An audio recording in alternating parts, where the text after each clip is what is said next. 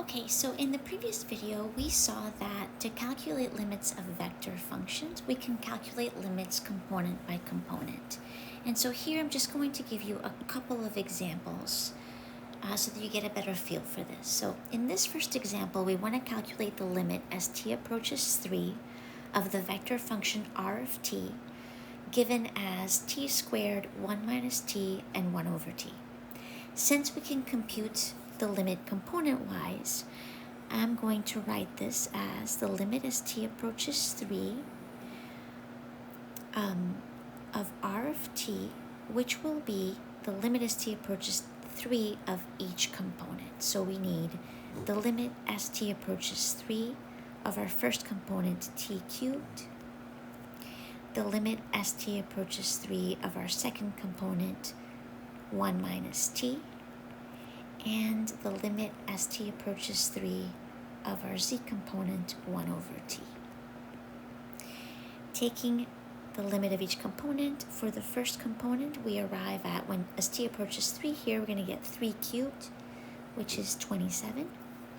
As t approaches 3 for 1 minus t, we're going to get to a negative 2. And as t approaches 3 in the third component, we're going to get 1/3. So this is the limit of our vector function as t approaches 3. Okay, let's look at a slightly more complicated example where we have here the limit as t approaches 2 of the square root of ti plus t squared minus 4 over t minus 2j plus t over t squared plus 1k. I'm going to do these limits separately for each component. So the first component, my x component, we're going to take the limit as t approaches 2 of the square root of t. And that's just going to give us the square root of 2. So that will be the first component of my limit vector. The second component, we have the limit as t approaches 2 of t squared minus 4 over t minus 2. And you might notice here that if I put 2 in place of t, we're going to get a 0 over 0, which means we could use L'Hopital's rule because the limits may still exist, or we may be able to just do a little bit of algebraic work with that expression.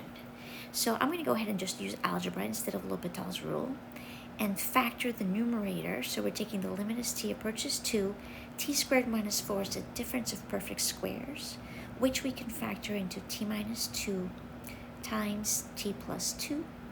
This is all divided by t minus 2. So you can note here that the terms t minus 2 cancel out, and now I can take the limit, and this gives me a 4. However, at t equals 2, this is creating a hole. So we can have, a limit can exist even if there's a hole in our vector function.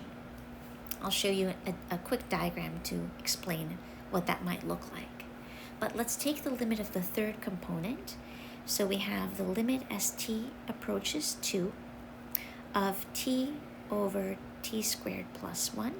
Here I can just plug in 2 and we get 2 over 2 squared is 4 plus 1 is 5. So we get 2/5. So our limit does exist, and the limit of our vector function as t approaches 2 will be the square root of 2, 4, and 2/5. However, our vector function has a hole at 2. That's because of the y component. So we may have, I don't know what this vector function looks like, but we've got some curve, and when t approaches 2, we're going to have a hole. We're going to have to jump over that. The limit still exists, but the function doesn't exist. The vector function does not exist when t is equal to 2.